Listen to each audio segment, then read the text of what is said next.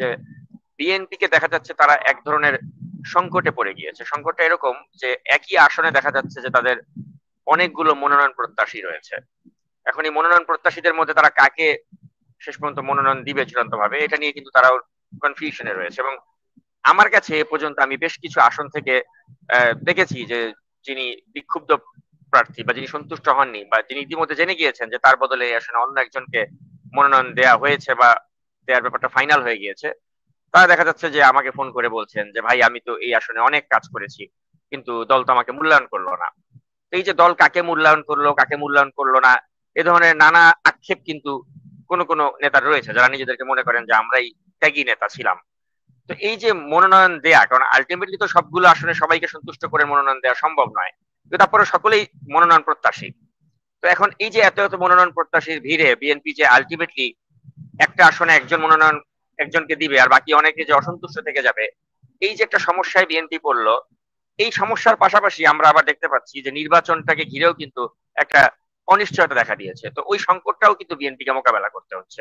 অর্থাৎ একদিকে নিজের দলের ভেতরে মনোনয়ন প্রত্যাশী তাদের একটা প্রত্যাশা রয়েছে, যে প্রত্যাশাটাকে সামাল দেওয়া বিএনপির জন্য কষ্ট হয়ে যাচ্ছে।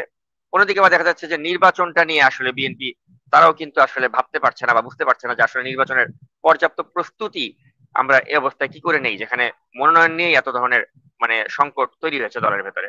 তো এই বিষয়টা নিয়ে আমি আপনার বিশ্লেষণ জানতে চাই যে একদিকে মনোনয়ন প্রত্যাশী তাদের প্রত্যাশা, আবার একদিকে দেখা যাচ্ছে নির্বাচন নিয়ে একটা প্রস্তুতির বিষয় রয়েছে। সবকিছু মিলিয়ে বিএনপি কিন্তু এখন এই বিষয়গুলোকে যেভাবে ডিল করছে, এটাকে আপনি কিভাবে ব্যাখ্যা করবেন? ধন্যবাদ নাজমুস সাকিব।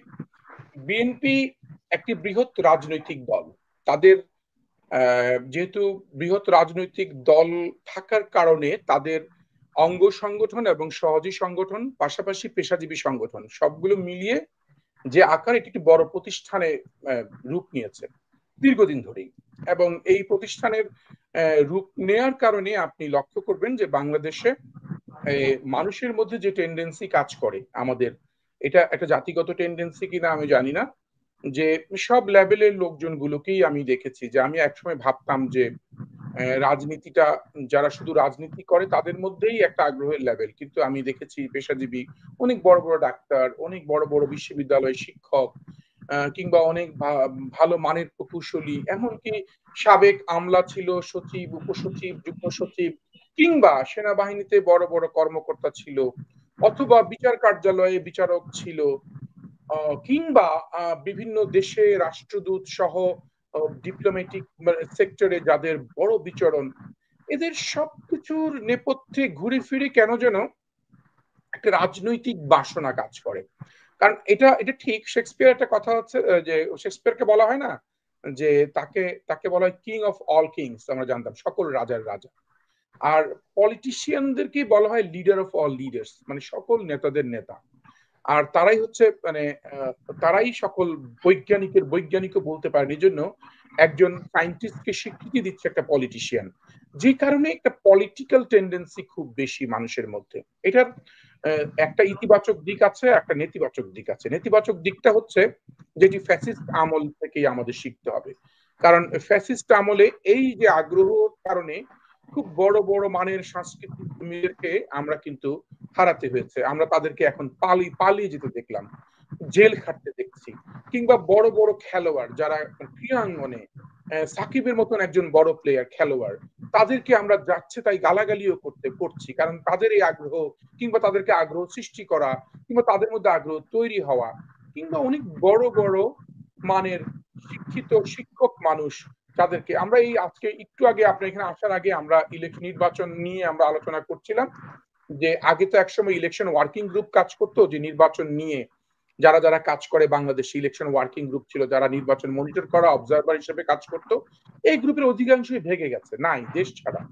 ওরা কোথায় গেছে কোনো খুঁজে পাওয়া যাচ্ছে না। সামনে ইলেকশন, আগে কিন্তু ইলেকশন আসলে ইলেকশন ওয়ার্কিং গ্রুপদের অনেক বড় বড় কথা শুনতাম।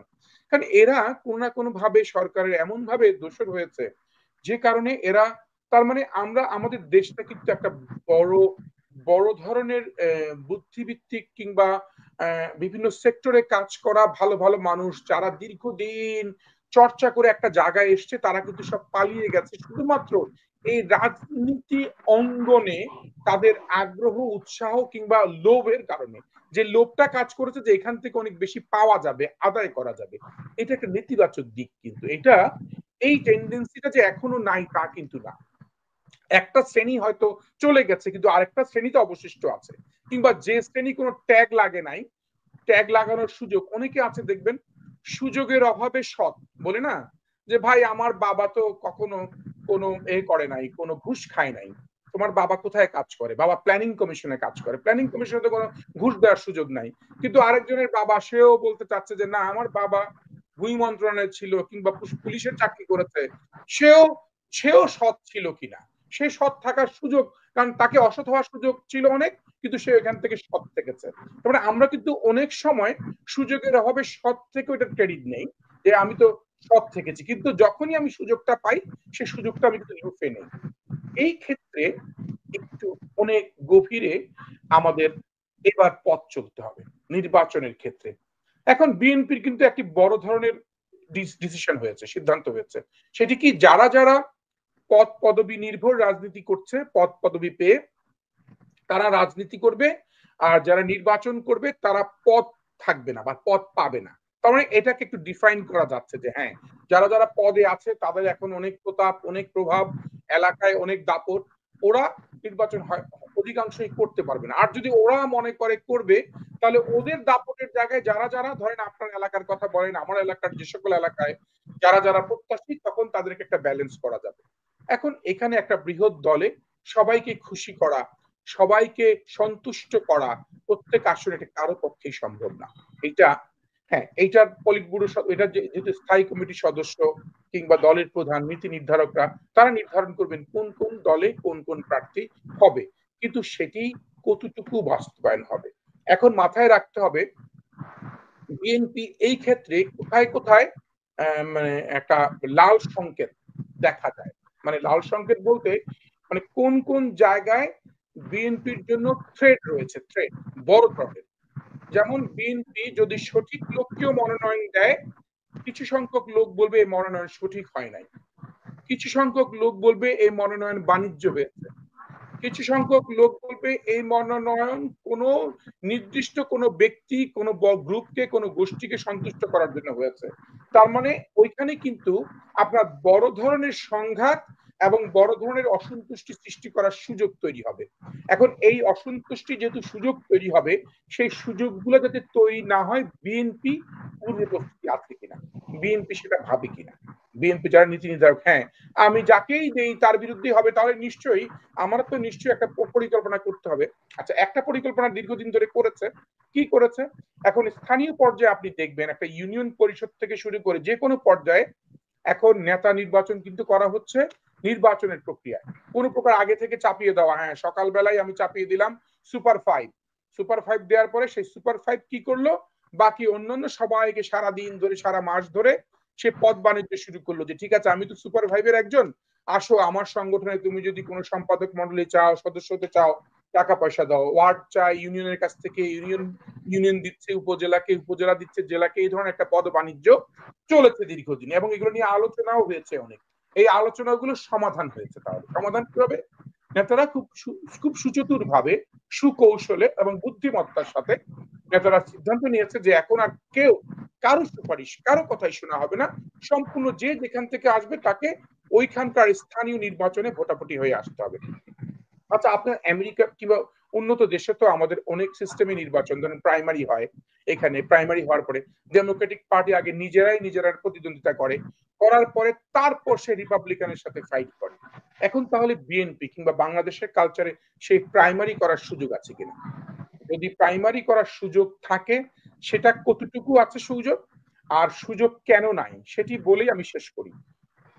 সুযোগ নাই একটি কারণে, কারণটা হচ্ছে দীর্ঘদিনের একটি রাজনীতির চর্চা চলে আসছে, এবং সেখানে এই রাজনীতির চর্চায় স্বজনপ্রীতি, নিজের লোক, নিজের ভাইয়ের লোক, আপন লোক, ঘরের লোক, এদেরকে সংযুক্ত করার একটা প্রবণতা আমাদের মধ্যে প্রকট। আমরা এটাতে কোনো হাত, এটাতে কোনোভাবে কম্প্রোমাইজ করি না, আমরা করি। ফলে যে ব্যক্তিকে আপনি দায়িত্ব দিবেন যে ঠিক আছে তোমার একটা আসনে 10টা ইউনিয়ন, নর্মালি 13-14টা করে ইউনিয়ন থাকে, 10টা ইউনিয়ন, 10টা ইউনিয়নে আমরা ভোটাভুটি করে প্রাইমারি সিলেকশন করব। ধরেন প্রাইমারি 10টা, এখন 10টা আসনে যে ইউনিয়ন গুলার কমিটি, সেই কমিটিগুলো তো যে লোক উপজেলার নেতৃত্ব দিচ্ছে তার অধীনেই তো সবগুলো, এবং তারাই তো সে সিলেক্ট করেছে, এবং সেখানে যারা হয়েছে তার লোকগুলোই হয়েছে। যখন ভোটাভুটি হবে তখন এক পেশে যে চাইবে সে এক পেশে সিদ্ধান্ত নিয়েই আসতে পারবে। আর যে ব্যক্তিটি মাঠে বা যে ব্যক্তিটি ওই প্রক্রিয়ার মধ্যেই নাই, সেই ব্যক্তিটি কিন্তু ওই প্রক্রিয়ার মধ্যে ঢুকে নির্বাচিত হয়ে আসা বড় কঠিন। এটা কিন্তু পলিটিক্যালি যে ম্যাচিউর না সে কিন্তু বুঝতে পারবে না এই ম্যাথমেটিক্সটা। এটা একটা বড় অঙ্ক। এই অঙ্কটা হচ্ছে ইলেকশনের অঙ্কের মতন। যদি আপনি কারোর সাথে যদি আপনি ধরেন 220 ভোটে জিততে চান, তাহলে আপনি কিন্তু 110 ভোট বেশি পেলেই আপনি 220 ভোটে জিতে গেলেন। 110 ভোট বেশি পেলে 220 ভোটে আপনি জিতে গেলেন। তাহলে আপনি কিন্তু কিভাবে আপনি সেটা করবেন? আপনার ইউনিয়ন গুলার ধরেন আপনি প্রত্যেক ইউনিয়ন থেকে আপনি 100 জন করে নিলেন। এই 100 জন 10টা ইউনিয়নে 1000 জন ভোটার হবে। এই 100 জন করেই কিন্তু আপনি একটি নির্দিষ্ট গোষ্ঠী সে হয়ে যাবে। তাহলে এটা একটা আর্টিফিশিয়াল একটা সিলেকশন হয়ে যাবে, যেটা আর্টিফিশিয়াল। হ্যাঁ, জনগণকে বুঝ দেওয়া, কিন্তু অসন্তোষ কিন্তু সেখানে রোধ হবে না, অসন্তোষ রোধ করানো যাবে না। তাহলে কি নেতারা তাহলে কোন বিপদে পড়লো? নেতারা তাহলে কি করবে? এখন নির্বাচন দিলেও বলতেছেন বিপদ হচ্ছে, মাঠ পর্যায়ে থেকে মনোনয়ন দিলে বিপদ, তাহলে কাউকে না কাউকে সিলেক্ট করতে হচ্ছে সেখানে। এইখানে তাহলে ক্রাইটেরিয়া গুলো যদি আমরা, যে ক্রাইটেরিয়া গুলো এখন নির্বাচনের ক্ষেত্রে আসছে, সেই ক্রাইটেরিয়া গুলো খুবই স্পষ্ট করে আসার, মাঠে কোনো প্র্যাকটিস দেখছি না। যেটা আপনি বলেছেন সেটা আমিও বলছি, মাঠে কোনো প্র্যাকটিস নাই। মাঠে সেই সনাতনী পদ্ধতিতেই, আগের পদ্ধতিতেই কিংবা আগের স্টাইলেই একটা একটা প্রভাব বিস্তারের একটি রাজনীতি। যে ভাবে যে এমপি হবে, সে ভাবেই যে ওইখানের মেথর পট্টির দায়িত্ব তার, সেভাবে ওইখানে মার্কেট কমিটির দায়িত্ব তার। এই জায়গায়, মূল জায়গায় আমাদের আঘাত করতে হবে। এই জন্যই অনেকে যে বলে না যে আসলে অনেক কিছু কিছু সংস্কার না করে নির্বাচন দিলেই আগের ভাবমূর্তি তৈরি হবে, ওদের সাথে আংশিক আমি একমত হয়ে বলতে চাই, আগামী 3-4 মাসের মধ্যে অনেক জায়গায় কিন্তু সেইখানে সংস্কারের সুযোগ রয়েছে। যদি আপনি যে কাজটি 3 মাসে করতে পারবেন না, সেখানে 30 বছরও করতে পারবেন না। কারণ কাজটি কিন্তু 1-2 মিনিটের না, এই কাজটি কিন্তু 1-2 মাসের পরিকল্পনার এবং 1-2 মাসের চিন্তার, পজিটিভ চিন্তার খোরাক। অর্থাৎ আমি মনে করি আপনার ভাবনার সাথে আমি সম্পূর্ণ একমত যে বিএনপি এখানে নির্বাচনটা বড় চ্যালেঞ্জ, নাকি নির্বাচনে সে মনোনয়ন দিবে সেটা চ্যালেঞ্জ। মনে করি প্রাথমিকভাবে বিএনপি নির্বাচন কোনো চ্যালেঞ্জ না। কারণ বিএনপি এখন যে এলাকায় মানুষ ধরেন বিএনপি কে ঠেকাতে চায়, তাকে যদি জিজ্ঞেস করে ঠিক আছে বিএনপি কে ঠেকাও, বিএনপি কে তুমি ভোট দিবা না, বাট কাকে দিবা, কে তোমার প্রার্থীকে, ওই দ্বিতীয় প্রশ্নের উত্তরটি পায় না, অধিকাংশ মানুষ এখনো পায় না। এখন এই দ্বিতীয় প্রশ্নটি উত্তর খুঁজতে গেলে আপনি আগামী 1-2 বছরে সম্ভব না, সময় লাগবে তৈরি হতে। ধরেন আমি নয়ন বাঙালি যদি ভাবি না আমি একটি আসনে আমি অবিসংবাদিত নেতা হব, তাহলে আমাকে সেখানে 1.5-2 বছর, আমি কালকে সকালে গিয়ে যদি বলি আমি ওই এলাকার আমি সব, কিন্তু আমাকে কালকে সকালে গ্রহণ করবে না মানুষ। আমাকে বছরের পর বছর, মাসের পর মাস, সময়ের পর সময় দিতে হবে, যে সময়টা মানুষের সাথে সম্পর্ক, মানুষ আমাকে একজন পলিটিক্যাল লিডার হিসেবে জানতে হবে যে আমি একজন পলিটিক্স করি। অনেক মানুষ আছে, আপনি এনসিপি বলেন কিংবা ছোট ছোট অনেক পার্টি আছে, তার ঘরের লোকই জানে না সে যে রাজনীতি করে। আরে সে কবে থেকে রাজনীতি করে তা জানি না, এমন আমি শুনেছি। আমি এনসিপির এক এক ঘরের পরিবারের লোককে শুনেছি, আমি যে আপনার ঘরের তো অমুক ভাতিজা, আপনার ভাতিজা তো সে তো বড় লিডার। কই সে রাজনীতি কবে শুরু করলো? সে তো কিছুদিন আগে, 1 বছর আগেও আমার কাছ থেকে বললো তার থাকার জায়গা নাই, 200 টাকা লাগবে, 500 টাকা লাগবে, আমি তাকে দিলাম। সে রাজনীতি শুরু করলো কবে? এমপি হয়তো অনেক দূরের কথা। আমি আমি তাকে ছোট করছি না, আমি তাকে বলছি তার সময় নিতে হবে, তাকে সময় নিয়ে রাজনীতি করতে হবে, এবং সময় নিয়ে রাজনীতি করে রাজনৈতিক বড় লিডার হতে পারবে। হ্যাঁ, হয়তো সেলিব্রিটি হয়ে যাচ্ছে অনেকেই সোশ্যাল মিডিয়ার কারণে, সেলিব্রিটি হওয়া অনেক সহজ। আপনারা অনেক পলিটিশিয়ানদেরকে চিনেনই না, দেখা যাচ্ছে আপনি গাইবান্ধার একটা পলিটিশিয়ানের চিনেন না, সে কখনো টক শোতে আসে নাই, কিন্তু সেখানে রাজনীতি করে 40 বছর, 45 বছর। অনেক অনেক অনেক পলিটিক্যাল রাজনীতি করছে, সে মাঠে অনেক বড় বিখ্যাত মানুষ, মাঠে অনেক যোগ্য মানুষ। এখন কথা হচ্ছে যে আমরা তো ওই ভাবি যে আমরা কতটুকু সেলিব্রিটি হলাম সোশ্যাল মিডিয়াতে, সেটার উপর বেস করে আমি নিজেকে জাজ করার চেষ্টা করি, অ্যাসেসমেন্টটা তারা ভুল হচ্ছে। এটা একটা, এখন বিএনপির যেটি উচিত হবে, বিএনপির হচ্ছে সার্ভে, আমাদের বিএনপির মাঠ পর্যায়ে একটি একটি পুরো থিঙ্ক ট্যাঙ্ক যারা রয়েছে, সেই থিঙ্ক ট্যাঙ্ক দিয়ে একটা সার্ভে করে নিতে হবে পুরো 3 মাসের আগে একটা পরিপূর্ণ সার্ভে, সে সার্ভে রিপোর্টটি যাবে, যেখানে কোনো সার্ভে বায়াস হবে না। যদি যদি কেন্দ্র থেকে এটা পরিকল্পনা করতে পারে, সেই রিপোর্ট নিয়ে তারা একটা ডিসিশন নেয়ার আগে একটা প্রিলিমিনারি মাঠের একটা ওয়ার্ক করতে পারবে, হ্যাঁ আমি মাঠের জিনিসটা জানলাম। এটা সম্ভব হবে, আমি মনে করি খুবই কঠিন কোনো কাজ হবে না।